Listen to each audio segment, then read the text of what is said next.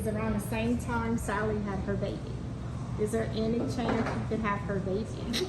I read about that online, that you guys had some conspiracies that maybe Elena, per her breakup, stole Sally's baby that I helped her finish her miscarriage with. I knew I loved you. It could be. It could Let's be. talk about this. Sheila's getting excited. Just don't leave a baby around. If I were in charge and I were a head writer, I'd write something fun like that for me. But as it is to be seen now, Elena is a very, very head above the water, positive and clean doctor. Today. Today. Christian, I agree. why don't you ask Sheila a question? From you. Can we do state capitals or geography? Longest river in the world. I'll take geography for 2. Sheila, longest river in the world. Nile? Yeah. Not just a river in Egypt, is it? No. Nile. Yeah, that was it. That was it? Michael would be very practical about that. Okay, Sure, we got a I question should be right in here. celebration. What if the flight that runs behind it is a big cup? That's a good one. By you usually. You said it. We got a question right here, sir. How did y'all get from Louisiana to behind the camera? How did you get from what city? From Louisiana and end up I behind was the camera? medicine at Tulane.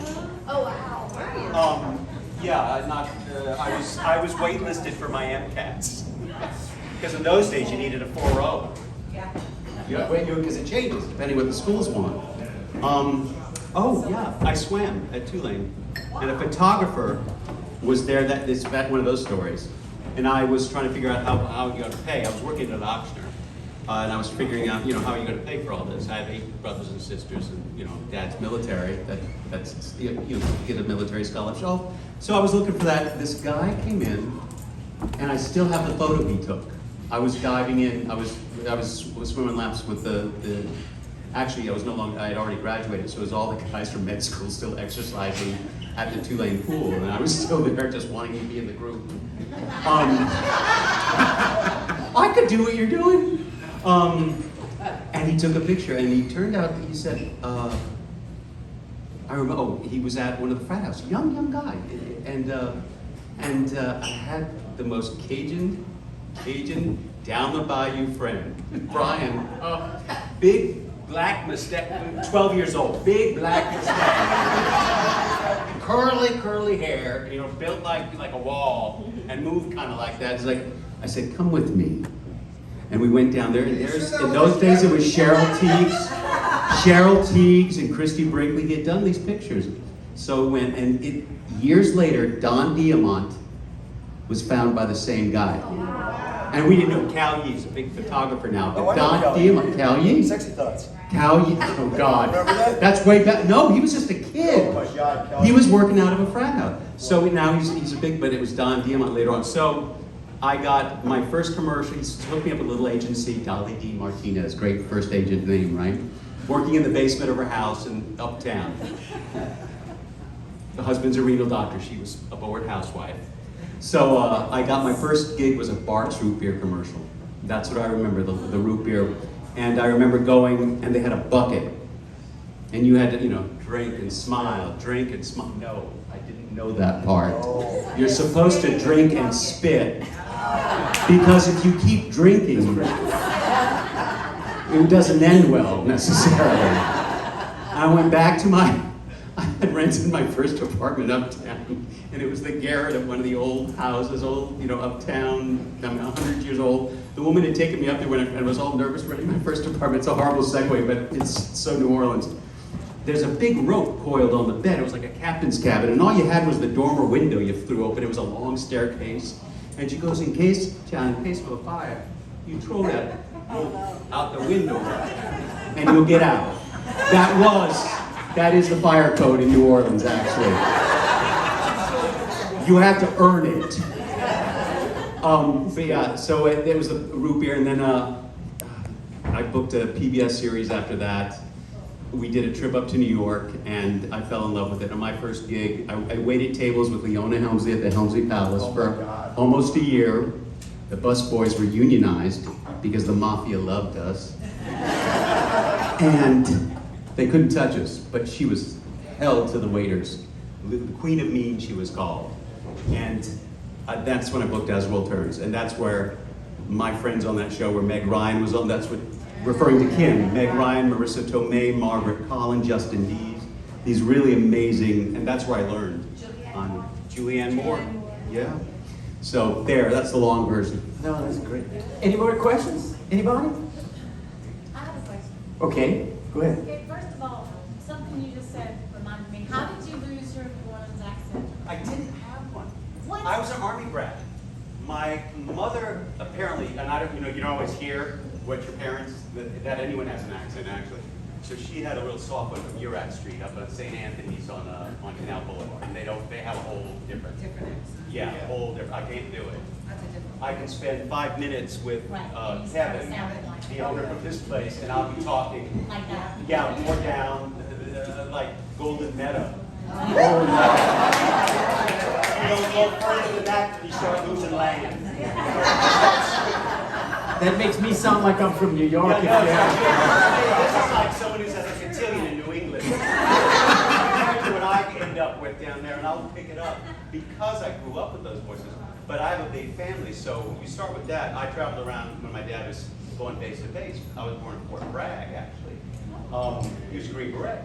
And then, but as you get to the guys who stayed in essential care, my brothers who went to like to lecture at a Gramercy, right?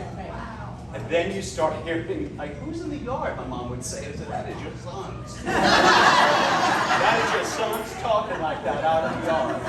And it's some combination of Cajun and city, and it just, I can't. My own brother, if he gets excited, I'm like, I just nod and smile. But yeah, so I didn't have it, but I now have it for picking up. You should hear me in Ireland. I sound like the leprechaun and I'm insulting. I'm doing right out of the, what is it, the magic? Yeah, that's pretty much where I go. So y'all, before we do the auction, why don't you share with us in your career on The Young and the Restless and The Bold and the Beautiful, your favorite scene or your scene that kind of sticks with you that you've done? That's a good one. Ooh, okay. One that comes to mind was a scene I did with Stephanie, where Deacon and Stephanie are having this really animated fight, and it culminates in Stephanie hugging Deacon, and it was just a really powerful, emotional thing because she was supposed to really dislike me, and the scene took a really interesting turn that I don't think either of us saw coming. As far as most memorable, I think probably when Deacon stuck the phone in the water with Bridget, and the family was listening while he kind of took her virginity, and it wasn't such a great guy. Yeah, Stephanie, not Stephanie, Stephanie, Susan Flannery. What about you, Kim? You know, for me, it's tough because I've been so fortunate to be asked to do so many really different things, outlandish things. I'm on Young and the Restless with Tracy Bregman. I can't tell you, there's so many cat fights I can't even count them all. You blew up my wife on The Mask, oh my God. Wait, you blew up? She blew up the boat that my wife was. I went spearfishing for some reason on my honeymoon. Yeah. And she blew up the boat, and me and the guy on the beach did this. That's true. That's true. That was a fine moment. It's all about the reaction. It was all about that. It was an accident. It was an accident. Just a little skizzle. And then on Young and the Rest, on Bold and Beautiful, once again, I mean, there's nothing boring about playing Sheila, and it's something new and different almost every single month. So for me to put my finger on just one, it would be tough. The most difficult scene for me to do was on Young and the Restless, when they asked me to cut the birthmark off of Lauren's baby. And I said, they're gonna hate me, they're gonna hate me. No, it'll be great, it'll be great. And I had 2 twins that I was working with, because infants and young children are only allowed a certain amount of on-air time when you're taping. So they had these twins there, and in a matter of minutes, I had to remove the clothing, take off the diaper, cut off the birthmark, put a bandage on it, put the diaper back on, and put it in different clothing, and switch it out for another baby that I had that done with. You want to talk about sweat. Okay, all of you out there who've had small children like that, you know that's not an easy task to do. And Ed Scott's going, go, you gotta hurry, we gotta get this. Can you pick it up in editing? No, you gotta do it, So it was one of those things, and sure enough, it starts to air, and that is one time that I did say, I don't feel comfortable doing this. And I said, no, I'll be great, you'll be fine, and this, that, and the other. The show comes out, and I get a call from Ed Scott going, well, we got some calls coming in. And they said, you might just want to hang low for a couple of weeks in the house. And I went, oh my gosh, it's crazy. So that's the one scene that was the hardest one for me to do, because Sheila, the way that I play her, ethically would never hurt a child. So that was a tough one for me. That's all around. No. Why did they give you one of those weighted dolls and then just sub it the baby? It was tough. I had twins that I was working with, and we literally had to get it. You have twins because one gets used up. They'll get just fussy and you got to Hollywood will do that to you. Yeah. And all the way to 18. So that was it. So Brittany, then after this, we'll start the auction, y'all, after we find out. For me, I usually say, when this question is asked, I usually say my favorite scene or like the most impactful, but I'm gonna change that up to memorable, meaning the most interesting scene I've shot. And it was actually this past year. It was when Elena found out that Victoria and Nate were cheating in LA. And unfortunately for me, it was a good day. It was outside, and it happened to be, I don't know if you know about LA, but we have Santa Anas, which are winds, like high winds. And my hair that week was down and in my face, and I had to deliver, like, I think it was 4 scenes of just me talking, monologues, just going off on both of them, if you guys remember. And the wind that day was so strong, so I'm sitting here going off on them, and then it was just I'm looking at the screen, I'm looking at the monitor, and all you hear,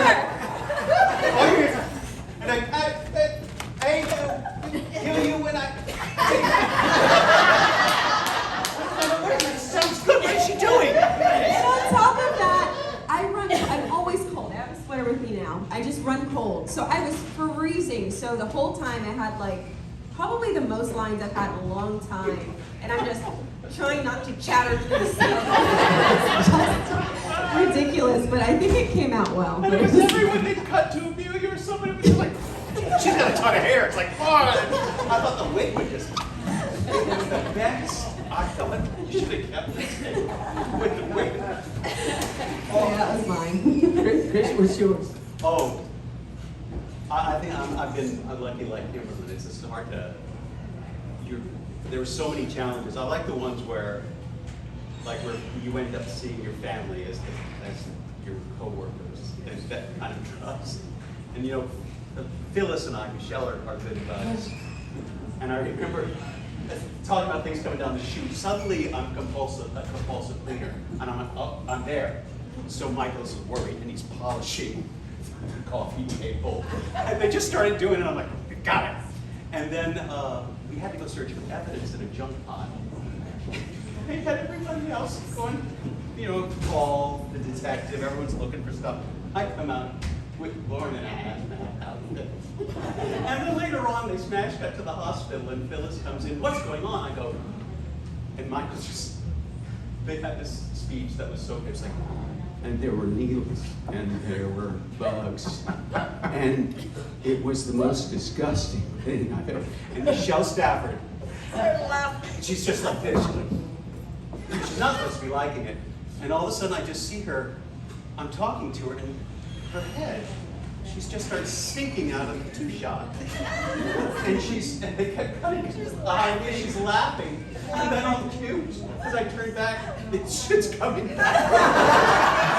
And I never broke, because I gave her time, like, and there was, I think, a rat the size of a dog. And I'm tearing up. I mean, it was the most, and it touched his hand. Shut down again. She never got caught. It was like 15 people at the same time. But it was just one of those things that she'll get up, because she would not fall out of this. She wouldn't complain. Jack and I have that problem. You know, we're in these big fights, and we're supposed to be very serious, Steffi and Sheila, and we'll look at each other. The end shot, we're looking steely-eyed at each other. We both look at each other and go. You got funny, Peter. John McCook and I, that don't ever Oh let my us. God, We're no. never on the same set ever again. He crossed over. It's hysterical. John McCook's the funniest man in the world. Well, y'all, we're gonna do the auction, and y'all gonna help me a little bit maybe with it like we did last time? Everybody gonna help me? So, yo, we're gonna, after it's over, y'all will visit with the gang a little bit and talk to them? Yeah, but y'all All mind, right, 'cause I picked one. everybody wants to talk to y'all some more. So why don't we start the auction off, and who's gonna help me with this? Don't, We got